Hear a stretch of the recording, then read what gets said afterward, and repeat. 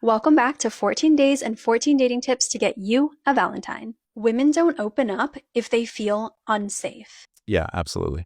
And safety is felt through your self confidence Absolutely. and your ability to recognize and regulate your emotions. So, making her feel safe isn't about making yourself smaller or nicer. We've already talked about that one. It comes from your self regulation.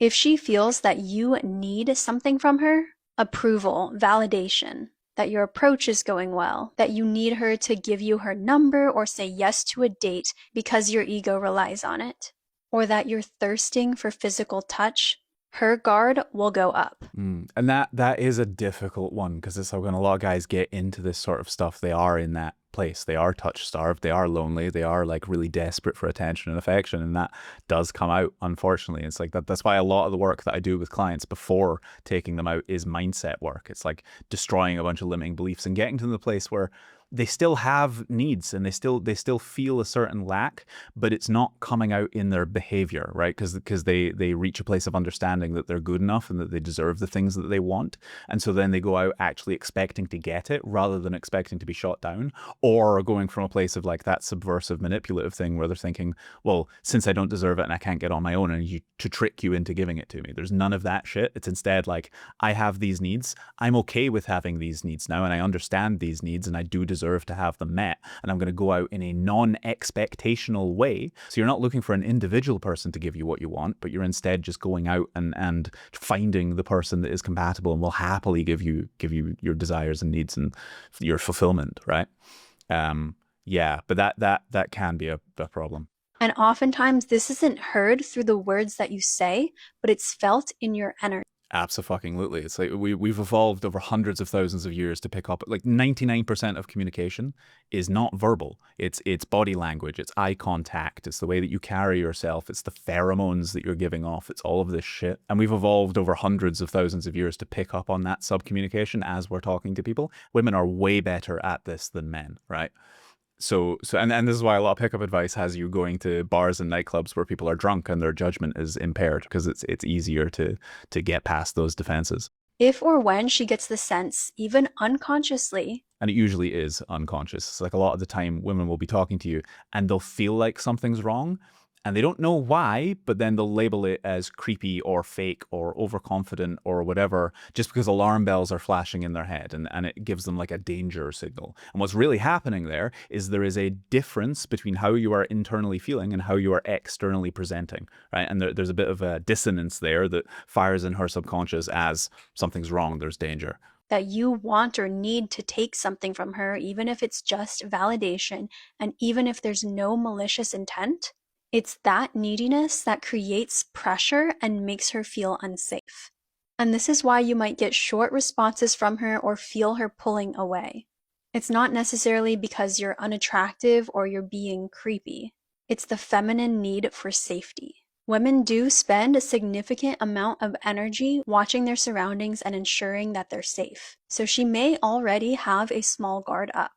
But when you do approach and she actually does feel that you're safe, that's when she gets to relax, open up, and become playful and flirty because she actually feels safe with you. Yeah, absolutely. And the way that I teach this to clients is that to make her feel safe, you show that you understand the implications of your actions. So we talked about pre-frames earlier. It's essentially taking anything that could be dangerous or upsetting or awkward about the interaction or about the way that you're approaching and calling it out up front. So it's, hey, I understand that this is a strange thing to do in public and I'm putting you on the spot, but blah, blah, blah, blah, blah. Or, hey, I understand you're working right now and you're like paid to be nice to me, but you can say no if you want to, and then go into your spiel. It's showing her that you understand what you're doing. And also later on, if you're having these conversations, you're trying to escalate things a little bit and take this girl home or start to date her.